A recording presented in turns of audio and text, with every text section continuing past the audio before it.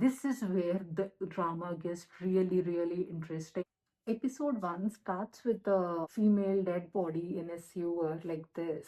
The face of the body is completely disfigured. All that is there in the crime scene is a luxury handbag, a Birkin to be precise. For all those who doesn't know what a Birkin is, it's a high-end luxury handbag which is worth lakhs of rupees.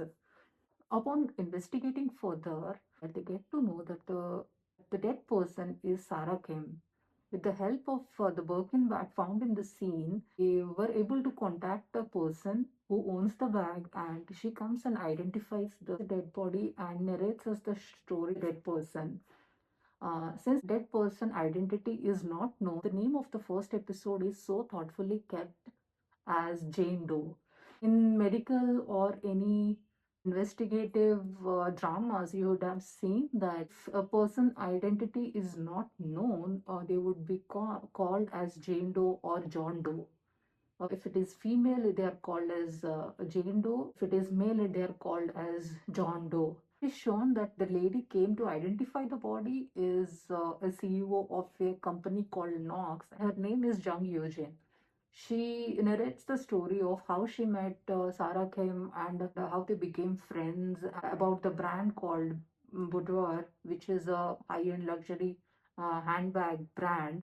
Miss Jung is one of the highest investor or a shareholder in the company owned by Sarah Kim. By the end of first episode, we get to think that Sarah Kim is a con artist and a mysterious person who duped a lot of investors and somehow ended up dead. Coming to the second episode, it is named as Sarah Kim.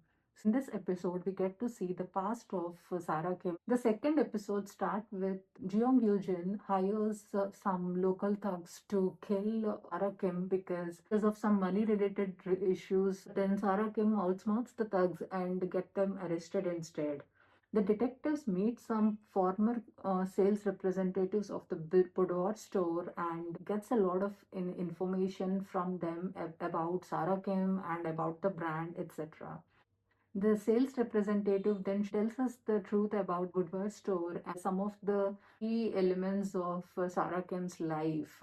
And she also says that she and her friend was unlawfully removed from the job because Sarah Kim overheard them talking about seeing her at somewhere in the past. And then the girl who said that she has seen her in the past remembers that she has seen her 5 years ago at a family sale outside a luxury store. And she skims through her things and finds her old phone where there is a photo of Sarah Kim sitting outside a luxury store with a very shabby clothes. She then shares the pictures with the detectives, and that is when they get to know that her actual name is Mokkahi and not Sarah Kim. The third episode is named as Mokkahi. Mokai, in short, is a very unlucky woman working as a sales representative in a high-end luxury store in a shopping mall called Sanwol. She aspires to live in luxury and own several luxury things, but then she takes a loan from the loan sharks and gets harassed by them time to time. Disturbs her life every day. And it is also shown that she decides to live a luxury life and wants to achieve that at any cost. When the detectives gets the picture of the from 5 years ago when she was Mokai, they get to know a key evidence on her body, that is her tattoo, which matches with the dead person's tattoo. The detective part thinks that the dead person is Sarah Kim and she was brutally killed by some people who she has conned in the past. Yes, to gather more evidence, Detective Park then goes to the drainage canal or the sewer back, and Detective Park then goes to the drainage sewers back to find more evidence. And while he goes into the sewers and walks there, it leads him to a garbage dumping chute of a building.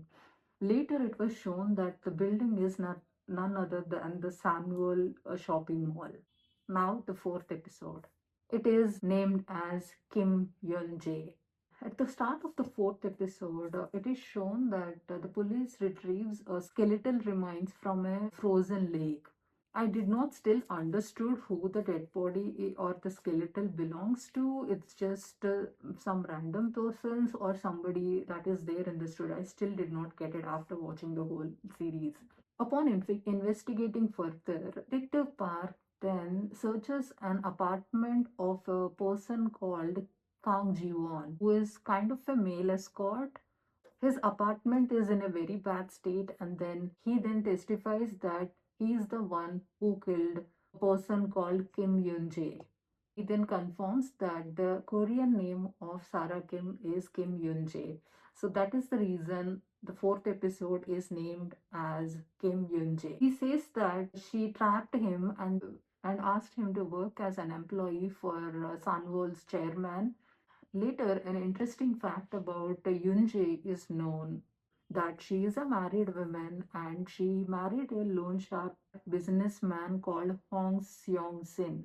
Apparently, he is suffering from a kidney failure and he is the one who gave her the identity Kim Yun-jae. Even the old man that she is married to does not know about her past, does not know that she is a artist and the reason behind marrying him. The loan shark who troubled her in this episode 2 sees her and exposes the truth to the old man. Later, she was tortured a bit, but then the old man lets her go. Eventually, she donates her kidney to him and then disappears forever. Later, we get to know that she only married the old man to get rid of the loan sharks from her bag. Then it strikes the detective that the dead body found in the sewers does not have any surgery marks at all. So he concludes that the person dead is not Sarah Kim but somebody else. Ultimate twist comes at the end of the fourth episode. It is when Sarah Kim comes by herself to the police to confess. Episode 5. The acting done by Shin Hae-sun from episode 5 is on another level. Even though she's wearing the same dress out of the rest of the episodes, but then she nailed it. She nailed it. The fifth episode is where for me the series went on another level. There's kind of a showdown between the con artist and the police officer. It's like a mental battle between them.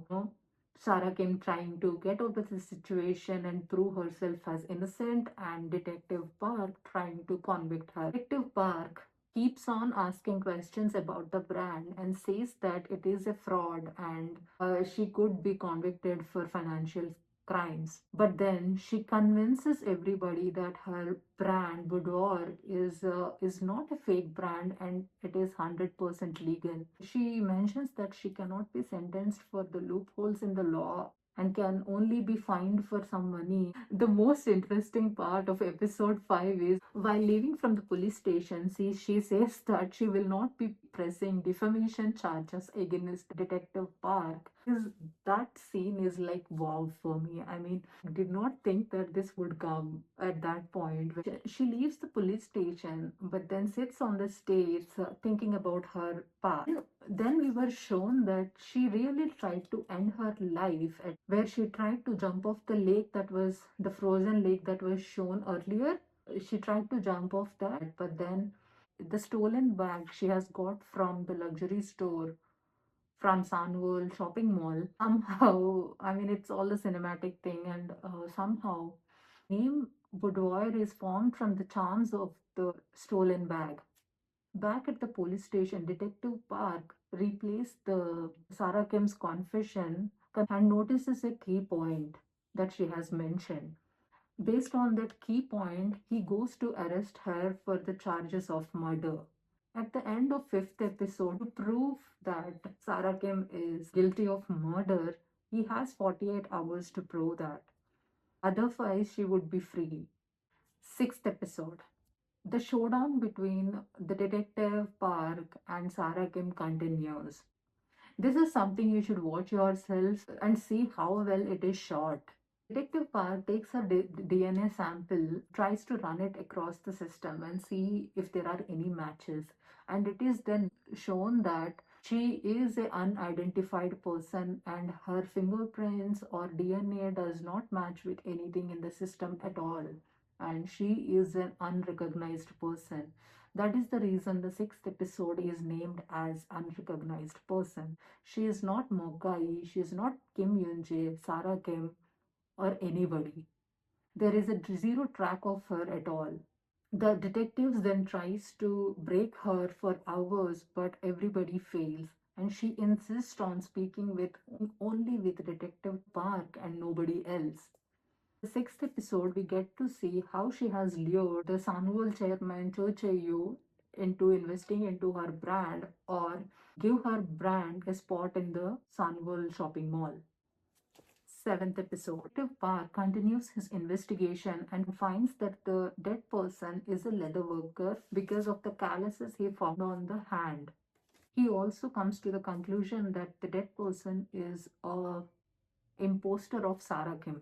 The book given by the sales girl in episode 2 plays a key role in breaking Sara Kim into confession. Later, the detective keeps on saying that she is an imposter and is not a real and the whole brand, Boudoir and Sara Kim, is a fake identity. She keeps on insisting that her brand is authentic and she is the real Sara Kim and says the dead person is her imposter.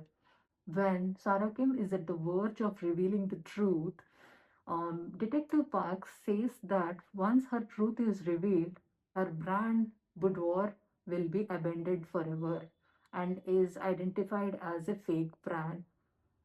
That becomes a breaking point for Sara Kim, and she goes on emotional turmoil where she imagines the brand being abandoned. Then she comes back to give the actual confession. This is where the drama gets really, really interesting. It is shown that she goes to a small bag making factory that makes counterfeit bags.